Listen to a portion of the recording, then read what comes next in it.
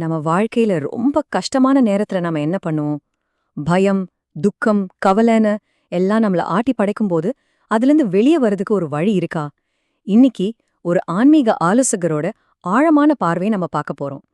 இது ரொம்ப சிம்பிளான, ஆனா ரொம்ப சக்தி வாய்ந்த 2 விஷயங்கள அடிப்படையா கொண்டது.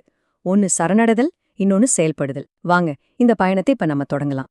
இந்த ஒரு வரிய கொஞ்சம் கேட்டு பாருங்க. இது ஒரு அம்மாவோட குரல், துக்கத்தோட ஆழத்துல இருந்து வர்ற ஒரு கேள்வி. நம்மள பல பேரு வாழ்க்கையோட ஏதோ ஒரு கட்டத்துல இதே மாதிரி என்ன பண்றதுனே தெரியாத ஒரு கையேறு நிலையில இருந்திருப்போம். இந்த வலி நிறைஞ்ச இடத்துல இருந்துதான் மன அமைதியை நோக்கிய நம்ம பயணம் தொடங்க போகுது.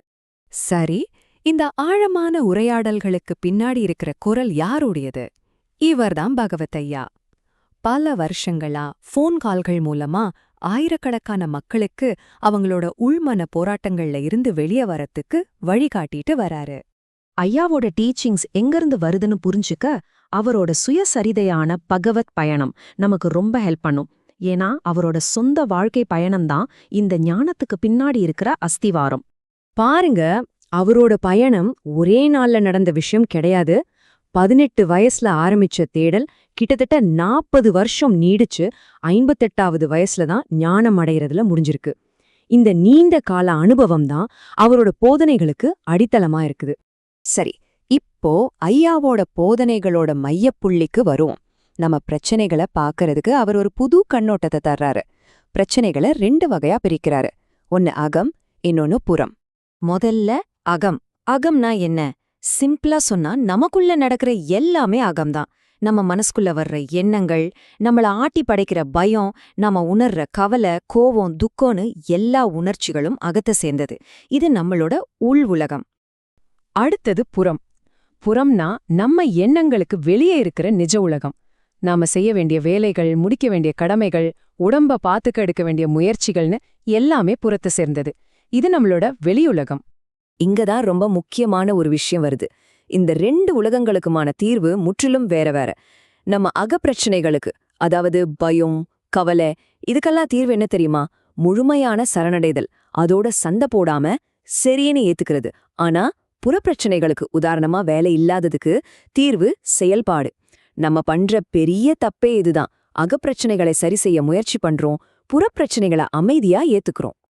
இந்த கொள்கை வெறும் தியோரி மட்டுமல்ல, நிஜ வாழ்க்கையோட ரொம்ப ஆழமான உணர்ச்சிகரமான சூழ்நிலைகள்ல இது எப்படி பயன்படுத்துறதுன்னு உண்மையான ஃபோன் கால்ஸ் மூலமா இப்ப நாம பார்க்க போறோம். நம்ம முதல்ல கேட்டோமே அந்த தாயோட குரல், அவங்களுக்கு திரும்ப வருவோம். மகனை இழந்த வலி, இது முழுக்க முழுக்க ஒரு அகப்பிரச்சனை. மனசுக்குள்ள நடக்கிற ஒரு பெரிய போராட்டம். இதுக்கு ஐயா என்ன தீர்வு சொல்றாரு?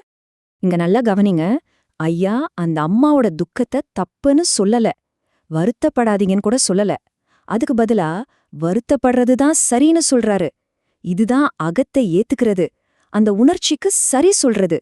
காலப்போக்குல அந்த வலி மாறும், அந்த இயற்கை ஓட்டத்தை ஏத்துக்கோங்கன்னு சொல்றாரு. இது இன்னொரு வகையான உள்மன பிரச்சனை. ஒருத்தருக்கு தேவையில்லாத ஒரு எண்ணம் திரும்ப திரும்ப வந்து தூக்கத்தையே கெடுக்குது. இதுவும் ஒரு அகப்போராட்டம்தான். இதை நாம கட்டுப்படுத்த நினைக்க நினைக்க அது இன்னும் அதிகமாகும். இதுக்கு தீர்வு திரும்பவும் அதே சரணடைதல் தான். அந்த எண்ணத்தோட போராடுறதை விட்டுட்டு, இது ஏன் கண்ட்ரோல்ல இல்ல, இது ஒரு உயர் சக்தியோட செயல் அப்படின்னு ஏத்துக்கிட்டு அந்த பிடிய விட சொல்றாரு. இதுவும் நம்ம அகப்போராட்டங்களுக்கு சரின்னு சொல்றதோட இன்னொரு வடிவம்தான். இப்போ இந்த அழைப்பாளர் 2 விதமான பிரச்சனைகளை சொல்றாரு. ஒன்னு நெஞ்சு சடியால வர்ற பயம், இது அகம். இன்னொன்னு வேலை இல்லாததும் உடல் நலக்குறைவும், இது புறம். இதுதான் ஐயாவோட அணுகுமுறையை ரொம்ப அழகா விளக்குது. அகப்பிரச்சனையான பயத்தை கடவுள்கிட்ட சரணடைய சொல்றாரு.